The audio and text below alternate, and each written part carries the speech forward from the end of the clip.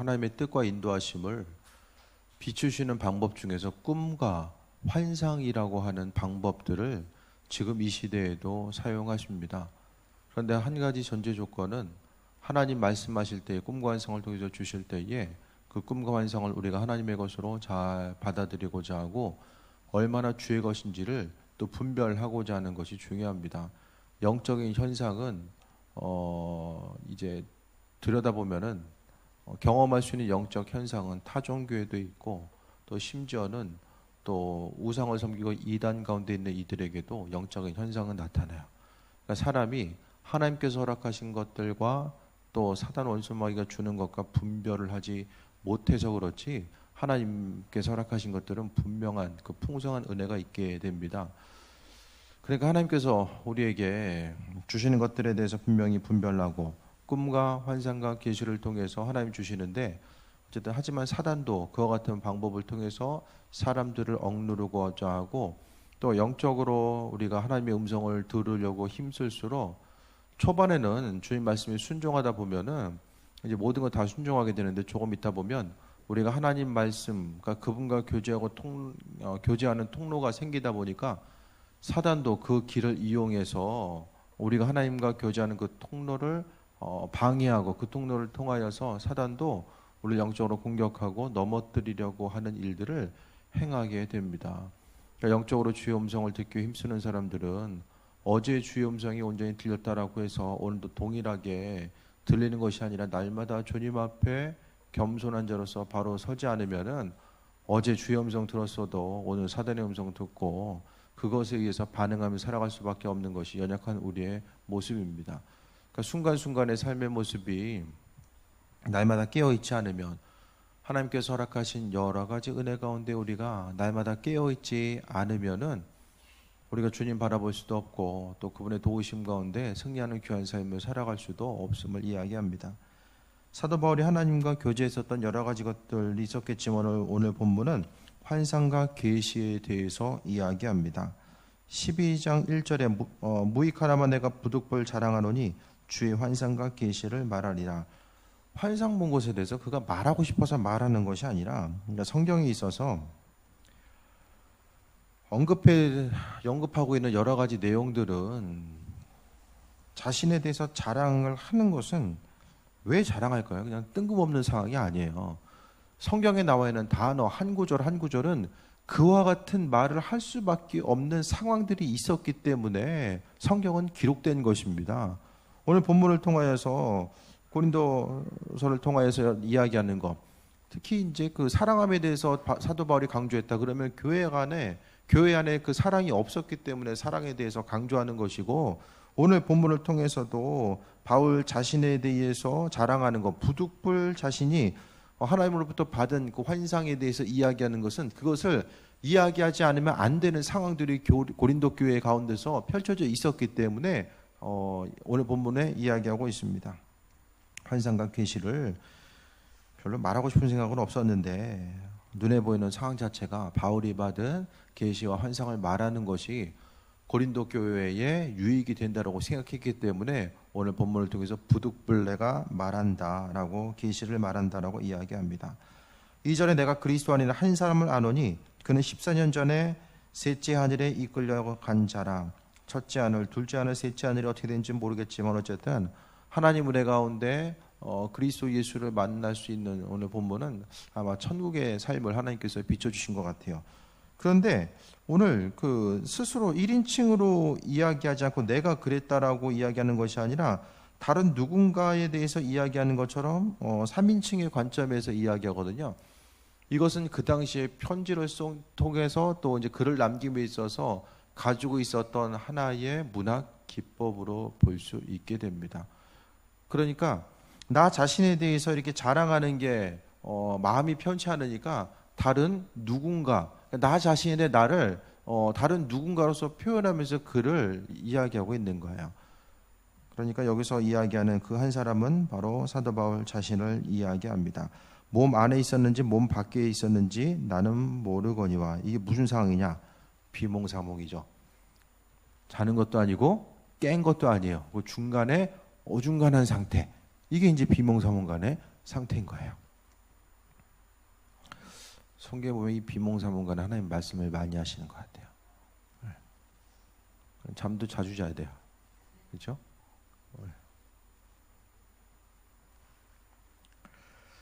3절에 내가 이런 사람을 아노니 그가 몸 안에 있었는지 몸 밖에 있었는지 나는 모르거니와 하나님은 아시느니라. 성경에서 2번 연속으로 강조하고 있는 것은 바울 사도가 중요하게 여긴 거예요. 제가 성경을 계속해서 성서학을 공부하면서 배우는 것은 한 구절도 의미 없이 쓰여진 성경 단어는 없어요. 그렇기 때문에 우리가 성경을 읽을 때에 잠깐 다른 얘기지만은 정독하는 거예요. 정독하는 거. 정독해서 한 구절 한 구절 아니 도대체 이 얘기는 여기 왜 나와 있지? 똑같은 얘기 왜 쓰고 있지? 이런 것들 한 번씩 더 우리가 말씀 볼 때마다 깊이 생각하면서 묵상하면서 여기 나와 있으니까 그냥 또 여기 나왔나 보다 이렇게 읽지 마시고 하나님께서 이 말씀을 통해서 우리에게 허락하시는 바가 뭘까 이것에 대해서 정독하며 읽는 게 성경을 바라보는 바른 자세예요. 그냥 성경 일독하라고 했기 때문에 잽싸게 일독을 하는 거예요. 시간 정해놨으니까. 또 정독을 안 하는 거는 어차피 정독하니 해도 몰라. 그러니까 빨리빨리 읽구나 넘어가자 해가지고 그냥 잽싸게 읽습니다. 읽게 되는데 그거 자체가 성경을 대하는 바람직한 태도가 아니라는 거예요. 양의 승부 볼 생각하지 마시고 질로서 승부해 보세요. 그렇게 하다 보면 이 말씀의 풍성함이 나오게 돼요. 그래서 오늘 2, 3절에 이 성경의 중요한 구절에 고린도 교회 교인들 가운데 언급함에 있어서 굳이 똑같은 얘기 이 당시에 뭐 글자 하나 쓰려면은 지금처럼 펜으로 쓰는 것도 아니고 이메일로 보내는 것도 아니잖아요.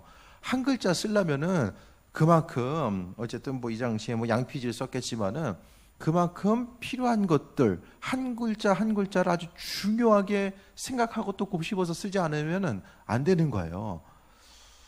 그가 몸 안에 있었는지 몸 밖에 있었는지 나는 모르거니와 하나님은 아신다. 하나님은 아신다라고 이야기하는 것은 이 말씀의 근거 자체, 그러니까 자신이 이야기하는 것이 내 말이 아니라 하나님께서 그 말씀을 허락해 주신 것이고 말씀의 근거와 권위 자체가 무엇인지를 또 이야기하고 있습니다.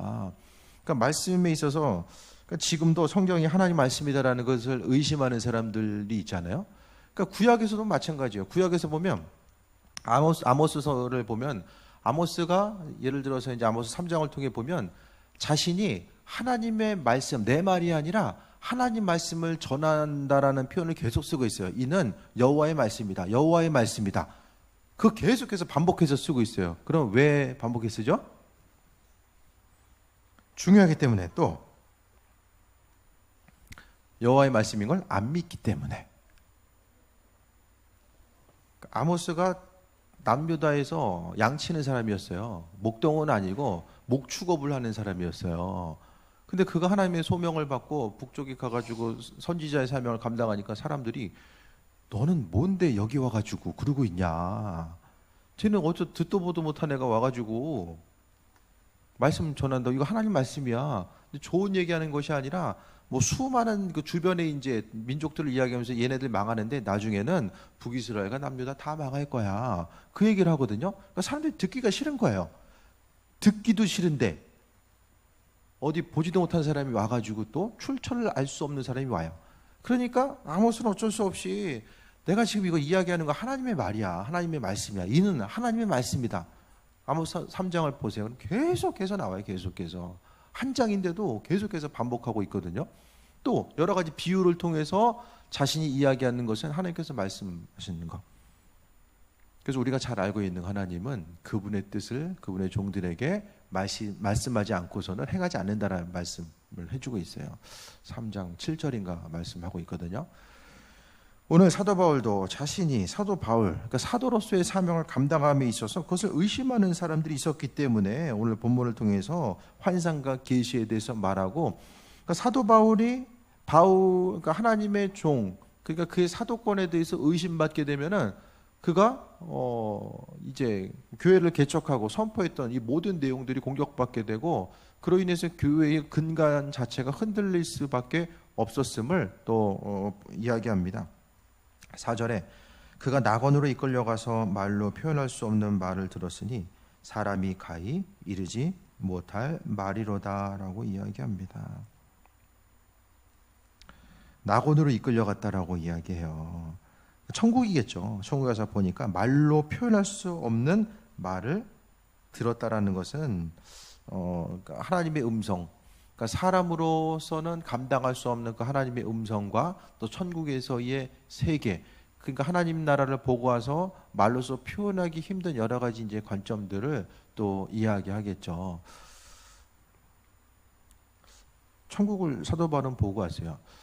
그 천국에 대해서 보고 왔다라고 간증하는 사람들이 있거든요. 그 내용들이 다 똑같아요. 좀씩 달라요. 천국 얘기. 아, 천국은 좋은 곳이야. 그거 생각하면 다 똑같은 것 같아요. 근데 세부적인 묘사를 통해 보게 되면은 조금씩 다르거든요. 왜 다를까라고 생각했을 때에 뭐 여러 가지 일들이 있겠지만 성경도 하나님께서 우리 성경의 저자들의 내용을 통해 보게 되면 문체가 다 다르잖아요. 사용하는 어법이 또 다르거든요.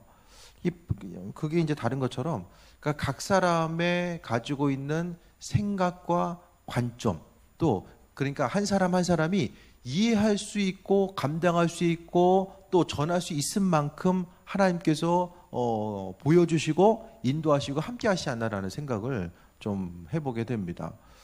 그러니까 천국에 대해서 어떤 각자가 이제 기대하는 바가 있지만은 하나님께서 각 사람에 따라서 천국의 모습을 비춰주는 걸 수도 있고 또 코끼리 보면은 이쪽 다르고 저쪽 다르고 다 다르잖아요. 그러니까 여러 가지 이제 다양한 면을 이야기할 수도 있겠지만은 어쨌든 사도 바울은 천국에 대해서 보고 와서 이것은 낙원이라고 이야기합니다. 5절에 내가 이런 사람을 위하여 자랑하겠으나 나를 위하여는 약한 것들 외에 자랑하지 아니하리라. 원래는 자신이 자랑할 수 있는 것은 천국으로 하나님께서 이끄시고 환상 가운데 이와 같은 것 저런 것들을 비추시고 인도하시고 원래는 할 말은 되게 많아요. 천국은 이런 곳이고 그 풍성함이 무엇인지를 이야기하면은 자신이 훨씬 더 천국을 가보지 못한 다른 이들에 비해서 자신이 어떤 우월함에 대해서 이야기할 수 있는 그것이 있잖아요. 예를 들어서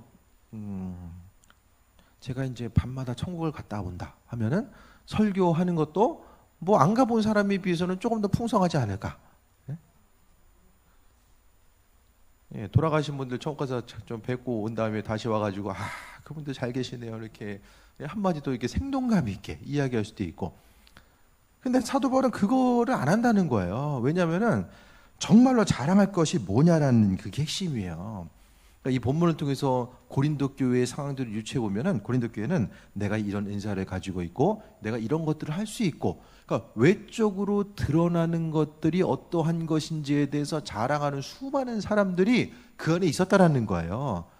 근데 그들을 이야기하면서 한마디 이야기한 것이 나는 니네 다 자랑하지 나는 하나님께서 함께 하셔서 난 천국 갔다 왔어.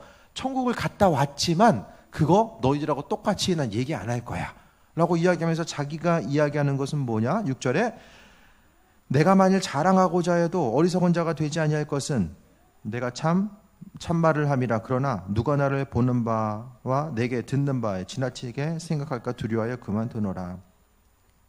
그러니까 그 당시에 보게 되면 다른 사람들 고린도 교회 안에 들어왔었던 다른 지도자들은 스스로 어떤 영적으로 할 수 있는 것들 또 스스로 보고 듣고 할 수 있는 그런 것들 때문에 다른 사람으로부터 높임바 될 수 있는 그런 위치에 있었던 사람들이 있었던 것 같아요. 그런데 사도 바울은 오히려 다른 사람을 통해서 높임받는 그것 자체 그것에 대해서 그러니까 자신을 지나치게 생각할까 두려워하여 그만둔다.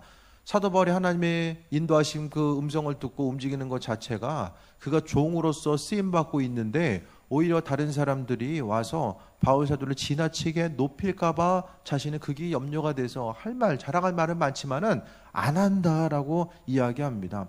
그것은 스스로 가지고 있는 어떤 육신적인 생각과 관점 그것에 의해서 그가 사역했던 것이 아니라 하나님의 도우심과 인도하심을 통해서 나아갔음을 이야기해요. 한국 교회 가운데서 영광의 신학이 있어요. 영광의 신학. 영광의 신학이 뭐냐면은 하나님을 통해서 내가 세상에서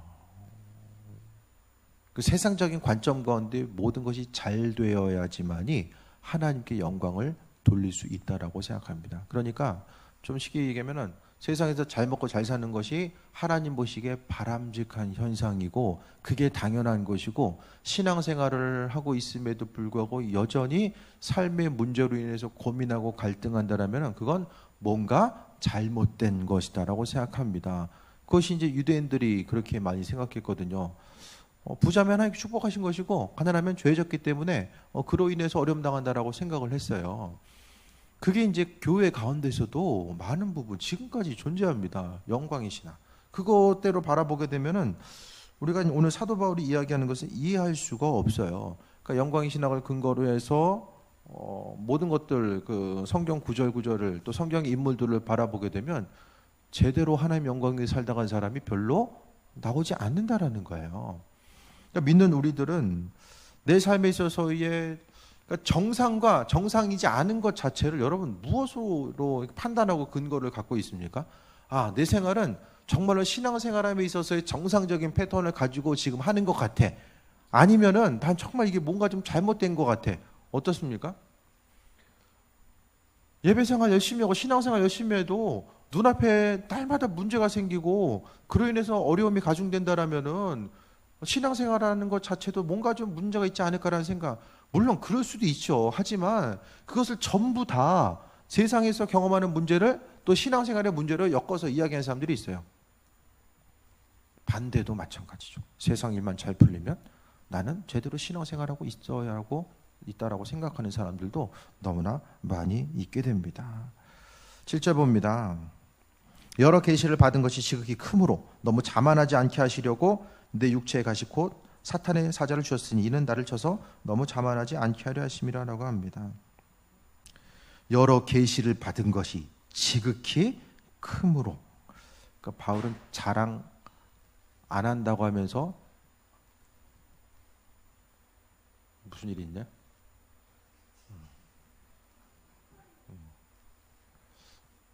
자랑을 안 한다고 하면서 할 말은 조금씩 다 해주고 있어요. 그러니까 대놓고는 안 하지만은 다 이야기하잖아요. 내가 자랑하려고 하는데 이건 안 해. 니들하고 비교해서나 이런 거 안 할 거야. 이야기하고요. 또 계시를 받은 것이 지극히 크므로 자만하지 않게 하심으로. 그 듣는 사람이 사도 바울 정말 교만하네. 이것보다는 가지고 있는 내공은 있지만은 굳이 표현하지 않아도 드러날 수 있는 그 부분. 그러니까 성경에 나와 있는 바울의 문어체가 다르고 또 다른 제자들의 문어체가 달라요. 가지고 있는 그 성향과 지식적인 것, 성품이 이 글을 통해서 다 연구하다 보면 다 드러나게 되는데 바울 자신은 한 글자 한 글자 쓰는 점에 있어서도 어쨌든 자신이 가지고 있던 생각과 그 여러 가지 관점이 잘 묻어나는 것을 보게 됩니다. 자만하지 않게 하시려고. 하나님 보시기에 자만한 것 자체가 가장 큰 해악이 된다는 것을 하나님은 알고 있었음을 이야기합니다. 근데 우리의 대부분의 관점은 자만하는 것은 그건 나중 얘기고 좀 잘 됐으면 좋겠다. 주신 것이 좀 지극히 컸으면 좋겠다라는 생각을 다 하게 되죠. 정상인지 앞서도 이야기했던 것처럼 정상과 비정상을 나누는 것이 뭘까요? 잘 되면 정상이고 안 되면 비정상이잖아요. 다들 생각하는 게. 근데 바울은 그게 아니다라고 이야기해요. 하나님의 관점, 하나님이 중요하다라고 여기는 관점과 우리가 생각하는 관점이 이게 맞아야 되거든요. 우리는 하나님 은혜 가운데 모든 것이 충만하고 또 누가 보기에도 자랑이 되는 그런 귀한 삶을, 그런 삶을 사는 것을 자랑으로 여기는데 오늘 하나님의 말씀, 사도 바울의 예를 통해 보게 되면 자만하지 않는 것, 더 많이 소유한 것보다 자만하지 않는 게 하나님의 은혜라고 이야기합니다. 바울이 바울로서 평가되는 것은 끝까지 쓰임받아요. 그가 하나님 말씀 가운데 돌이키고 나서 중간중간에 뭐 책망을 받는다든지 뭐 딴 생각을 한다든지 그런 내용이 거의 나오지 않아요. 그는 부름받고 나서 이전의 삶은 믿는 자들을 핍박하는 위치에 있었지만은 그가 이제 변화돼서 예수님을 주인으로 받아들이고 나아가는 그 순간부터 그는 한결같은 한 마음을 가지고 나아가게 됩니다. 주변에서는 바울을 섬기고자 하고 바울을 세우고 정말 바울을 예수님과 같이 여길 수 있는 그런 가능성이 분명히 있었어요. 예수님과 같이 기적과 능력을 행했잖아요. 이 땅에서 또 예수님과 같이 신구약을 구약의 말씀에 대해서 능통한 어떤 지식적인 면도 풍성하게 가지고 있었고 또 여러 가지 교회를 세우고 나아감에 있어서의 또 능력과 자질 또한 가지고 있었습니다. 그러니까 초대교회 가운데서 바울이 차지했었던 그 여러 가지 영향력들, 교회 선교 역사 가운데 바울이 가지고 있었던 그 영향력을 생각했을 때에 그가 충분히 다른 길로 빠질 수 있는 일들이 있었다니까요. 그런데 지금도 은혜를 경험한 사람들이 이렇게 이단으로 변질되는 경우들이 많이 있잖아요. 근데 바로 끝까지 가요. 그것을 하나님의 은혜라고 이야기합니다. 육신의 고통과 어려움, 그 고통과 어려움은 하나님께서 허락하신 사도 바울을 사랑함에 있어서 증거였습니다. 고난이 사랑함의 증거로서 오늘 제시되고 있어요. 고난은 무엇입니까? 여러분 인생 가운데 고난은 고난이죠. 대부분 사람에게 있어서 고난은 그냥 고난이에요. 피하고 싶은 그냥 단순한 그 생각과 관점, 그것이 이제 고난이거든요. 근데 사도 바울은 고난에 대한 그 생각을 이야기하면서 고난이 아니라 하나님의 은혜고 인도하심의 증거다라는 것에 대해서 말씀하고 있습니다. 그래서 육체의 가식, 그러니까 육신적인 어떤 어려움에 대해서 이야기하는데 그 이유 자체를 자만하지 않게 하려 하십니다라고 합니다.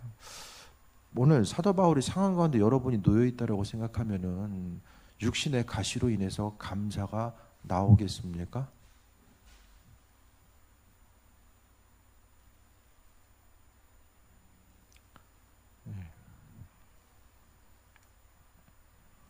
온전한 신앙인이라는 것은 눈에 보이는 어떠한 상황이 내게 펼쳐진다라고 할지라도 그것을 통한 하나님의 뜻과 인도하심을 먼저 살펴보는 거예요.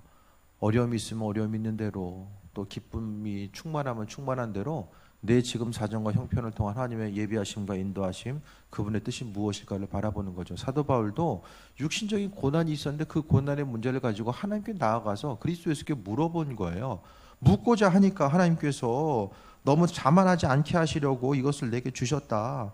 그런데 오늘 사도 바울이 8절을 통해서 3번 주께 간구했다. 뭐 3번 간구했을 수도 있고 많이 간구했다는 것을 상징적으로 또 이야기할 수도 있지만은 육신의 고통이 있었기 때문에 반복해서 간구했지만은 오늘 하나님께서 그것에 대해서 분명한 답을 주십니다. 9절에 나에게 이르시기를 내 은혜가 내게 족하도다. 이는 내 능력이 약한 데서 온전하여 짐이라라고 합니다. 우리는 언제나 하나님께서 허락하신 족한 은혜를 경험하게 될까요? 내 은혜가 내게 족하도다. 동의하십니까? 여러분 인생에 있어서 이미 주신 것에 다 감사하고 주님 앞으로는 더 안 주셔도 됩니다. 이쯤이면 참 충분히 감사합니다. 그런 좀 믿음의 고백 언제 주십니까? 이제 주실 때도 됐는데 주시면 감사하겠는데 달마다 이제 이야기하죠. 하나님께서 구약에 보면 기드온을 불렀을 때 기드온이 의심하면서 뭐 손뭉치 가지고 계속해서 하나님께 또 간구하고 표적을 구하고 있잖아요. 근데 중요한 것은 기드온은 그 안에 이미 하나님의 은혜 가운데 쓰임 받을 수 있는 여러 가지 능력이 구비되어 있었던 상태예요. 문제는 자신만 몰랐던 거예요. 그러니까 지금도 마찬가지입니다. 하나님은 우리의 삶의 은혜 가운데 풍성한 은혜, 우리의 삶의 여정 가운데 사도 바울에게 이야기했던 것처럼 내 은혜가 내게 족하도다라고 이야기했었던 풍성한 은혜를 우리에게 주시는데 사람이 봐야 될 것을 못 보는 거예요. 하나님의 은혜가 있고 인도하심이 있는데 그것에 대해서 인식하지 못하고 내가 누군지를 모르고 살아가고 주셨는데 주셔야 됩니다. 받은 게 있는데 또 주셔야 됩니다. 사람들과 대화 가운데서 입장 바꿔놓고 여러분이 나는 줬는데 계속 달라고 그래. 그럼 대화가 진전이 안 되잖아요. 그러니까 이미 하나님께서 우리에게 허락하신 것들, 은혜가 내게 족하도다. 하나님께서 허락하신 은혜는 이미 족한 은혜로 주십니다. 우리가 지금 숨쉬고 살아있는 것 모든 것 자체가 하나님께서 족한 은혜로 우리에게 주신 그 증거입니다. 이는 내 능력이 약한 데서 온전하여 짐이라 하신지라.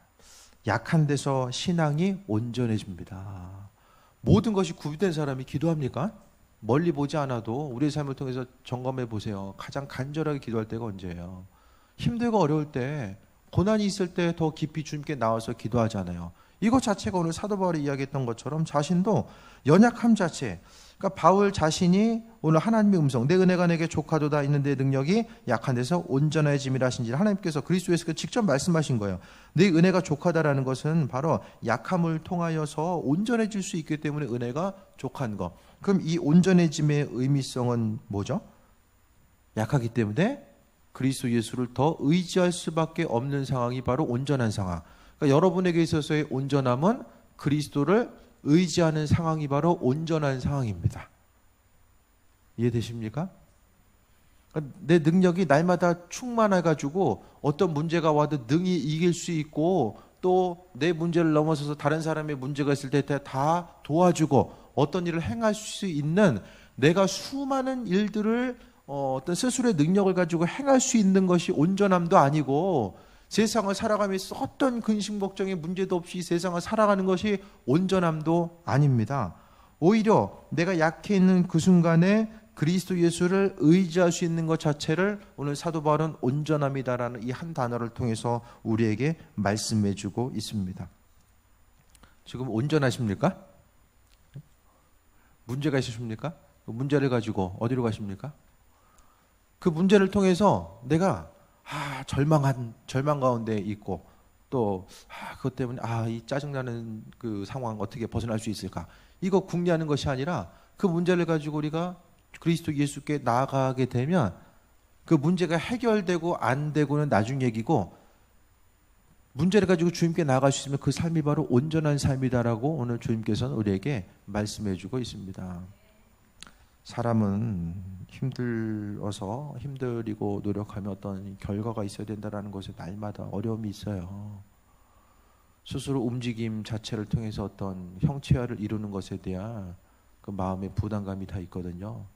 근데 온전함, 성경에서 말하는 온전함과 세상 사람들이 말하는 온전함이 무엇인지를 분별해야만 합니다. 그러니까 머릿속에는 가치관이 있잖아요. 우리로 하여금 말하고 행동하고 생각하게 하는 그 가치관이 신앙인으로 있지만은 우리가 그 세상 가치관에 계속해서 지배를 받다 보니까 하나님의 것과 세상의 것이 무엇인지를 분별하지 못하고 세상의 관점을 통해서 하나님의 일들을 해석하고 바라보다 보니까 오히려 이것저것 날마다 헷갈리고 분별력을 상실한 삶을 살아가게 됩니다. 그러므로 도리어 크게 기뻐함으로 전에는 절망스러웠는데 주의 음성, 이게 말씀의 능력이죠. 사도 바울이 결합하셨던 이 말씀, 그러니까 지금도 하나님 성경 말씀을 통해서 우리 심령 가운데 세임하라고 하시고 우리가 회복될 수 있는 것은 말씀밖에 없습니다. 하나님께서 말씀을 통해서 은혜도 하시고 사도 바울도 육신은 힘들었지만은 주님의 음성을 듣고 나서 크게 기뻐했고 그 다음에 나의 여러 약한 것들에 대해서 자랑하리니 이는 그리스도의 능력이 내게 머물게 함이라. 전에는 약점을 숨기고 싶었을 거예요. 왜냐하면 내 약점 나만 알고 있으면 되는데 주변에 있는 사람들이 바울 사도를 공격하는 사람들이 바울 옛날에 이랬잖아 저랬잖아 그 조상들이부터 해가지고 계속해서 끄집어내서 이전의 과거의 행적들 또 교회 가운데 행했었던 것들 여러 가지 것들을 가져다가 바울을 공격하니까 전에는 숨기고 싶었을 거예요. 그런데 이제는 있는 것들에 대해서 약함을 자랑한다라고 이야기하거든요. 바울 사도 그의 삶에 있어서의 약점은 있었을 것입니다. 하지만은 그것들에 대해서 오히려 자랑하는 것, 내 인생에 있어의 약점이 더 이상 문제가 아니라 자랑거리가 되는 거예요. 능력이 없음이 오히려 주님 보시기에는 자랑이 되는데 왜냐하면 내가 부족할수록 그 부족함을 채우시는 것이 바로 그리스도의 능력이기 때문에 이와 같이 말씀하고 있습니다. 그러니까 주님 의지하는 사람은 스스로에 대해서 부족함을 느끼는 사람이 주님을 의지합니다. 부족할 것도 없고 기도 제목도 없고 스스로 만족하고 아무런 주변을 돌아보아 아무것도 간구할 제목이 없는 사람들은 주님께 나아가지 않게 됩니다. 10절에 그러므로 내가 그리스도를 위하여 약한 것들과 능욕과 궁핍과 박해와 권고를 기뻐하노니 이는 내가 약한 그때의 강함이다라고 합니다. 내가 약해 있는 그것이 나를 위해서도 있지만 그리스도를 위해서라고 이야기합니다. 그리스도를 위해서 당하는 환난과 어려움에 대해서 그는 기뻐한다라고 말씀하고 있습니다. 주님으로 인해서 고난받는 삶의 모습이 우리가 자원하지 않으면은 힘들죠. 우리가 항상 신앙생활은 긴장감을 가지고 있어야 돼요. 영적인 긴장감. 하나님 말씀 앞에 긴장감을 가지고 나아가고 말씀을 보고 듣고 접할 때 또 주신 말씀으로 충만해져서 주변 사람들에게 말씀을 전해야 된다는 긴장감. 그 긴장감이 있으십니까? 우리 표어 보면 기도와 말씀으로 충만하여 복음 전하는 교회. 좀 긴장이 되십니까? 앞으로 후반기는 이 표어를 통한 긴장감을 갖는 데에 중심을 두고 나아가려고 해요. 네. 하도 오래 봐으니까 그런가 보다, 표현가 보다. 그게 아니라 우리 기도하고 말씀으로 인해서 충전받는 거죠. 네. 배터리 방전된 상태가 아니라 충전되는 거예요. 충전. 그걸 통해서 최종적인 목표는 뭐죠? 복음 전하는 거. 배터리 충전해 놓고 사용하지 않으면 어떻게 돼요? 의미가 없죠. 의미가 없어요. 새 핸드폰 사가지고 충전해 놓고 이거 아껴야지 하고선 사용 안 해. 그럼 충전한 게 무슨 소용이 있어요? 나중에 되면 또 방전되잖아요. 사도 바울이 그 끝까지 쓰임받을 수 있었던 것은 삶의 모습이 계속 긴장할 수밖에 없었어요. 유대인들이 가는 데마다 쫓아와가지고 환난과 핍박을 주고 또 그 순간순간 그리스도 예수를 의지하지 않으면 복음 전할 수도 없고 또 육신의 고통과 어려움이 있기 때문에 주님을 의지하지 않으면 살아갈 수 없는 거. 만약에 바울 사도가 복음 전하지 않고 그냥 그 고향에 가서 로마 시민권이 있으니까 그냥 모든 거 다 뒤로 하고 고향에 가서 집 짓고 그냥 살다가 한 세상 마무리하자. 그렇게 했으면은 없죠. 인생에 있어서 근장할 필요도 없고 그냥 있는 대로 배운 지식을 통해서 훌륭한 교사의 역할을 하다가 유대교 교사 역할을 하다가 그가 삶을 마무리했을 거예요. 우리의 삶이 복음 전하는 교회, 이 복음 전함이 항상 긴장감을 우리가 가지고 있어야 돼요.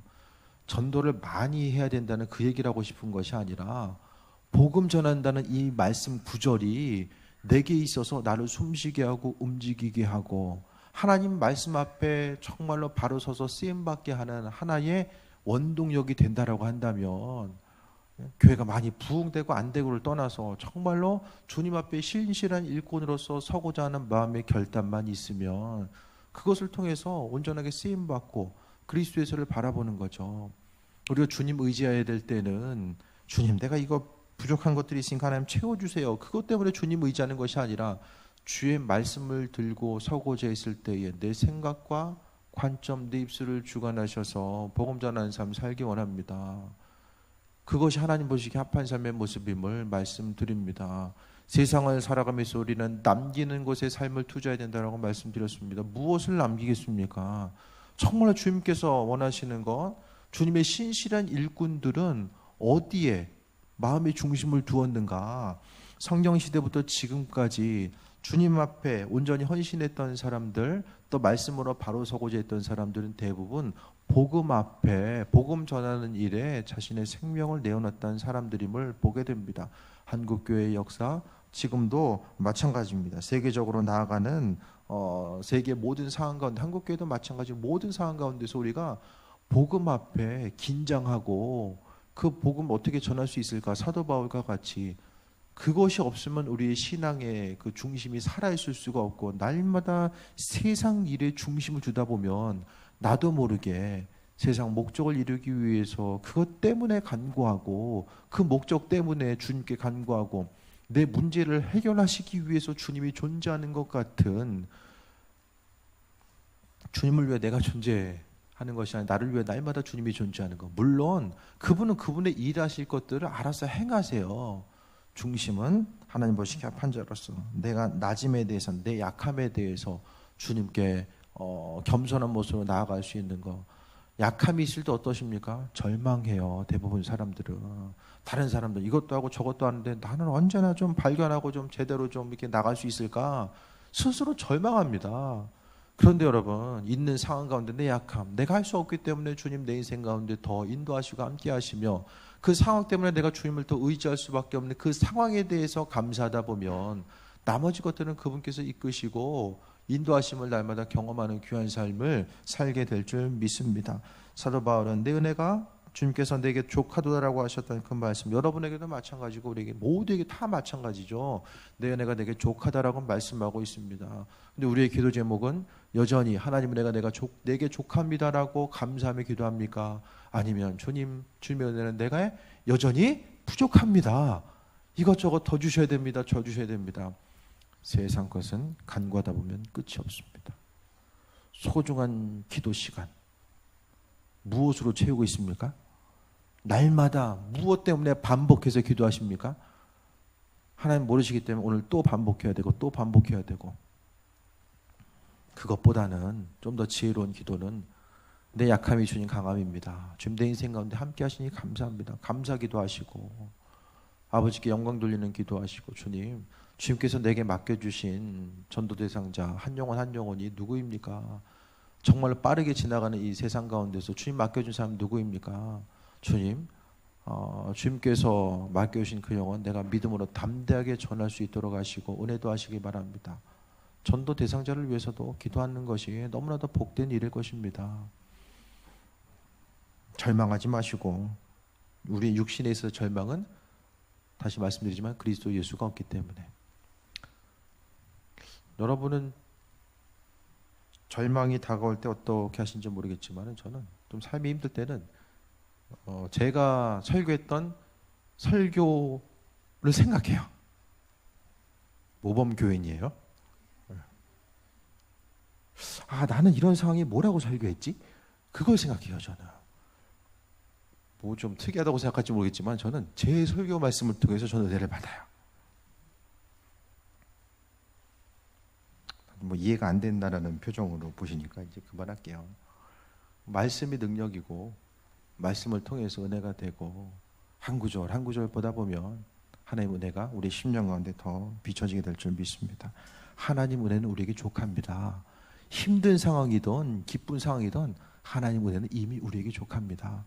날마다 그분께 감사하고 또 인도하심 따라 주의 영광 위에 사도 바울과 같이 존귀하게 쓰임받는 삶이 되시기를 축원드립니다. 기도하겠습니다. 하나님께서 우리에게 날마다 차고 넘치는 은혜로 더해 주십니다. 그 은혜가 있음에도 불구하고 세상을 바라보며 세상 가치관 가운데 하나님의 은혜를 평가하고 판단해서 비교식 가운데 절망하지 않을 수 있도록 하나님 은혜 베풀어 주옵소서. 말씀에 존귀한 능력이 있음을 깨달아 알게 하시며 그 말씀을 통해서 세임 얻고 나아가게 해 주옵소서. 모든 것이 하나님 베풀어 주시는 은혜입니다. 때를 따라 공급하시는 하나님의 은혜, 정말 새벽 이슬과 같은 은혜를 하나님께서 우리에게 허락해 주고 있음을 고백하며 더 주님 앞에 모든 문제들 내려놓게 하시고, 우리 한 사람 한 사람이 어려움의 순간이 있을 때 그것이 더 사도 바울이 이야기했던 것처럼 강함이 되고 또 그것이 다 은혜가 됨을 아버지 하나님 입술로 고백하게 하여 주옵소서. 감사드리며 예수님의 이름으로 기도했습니다. 아멘.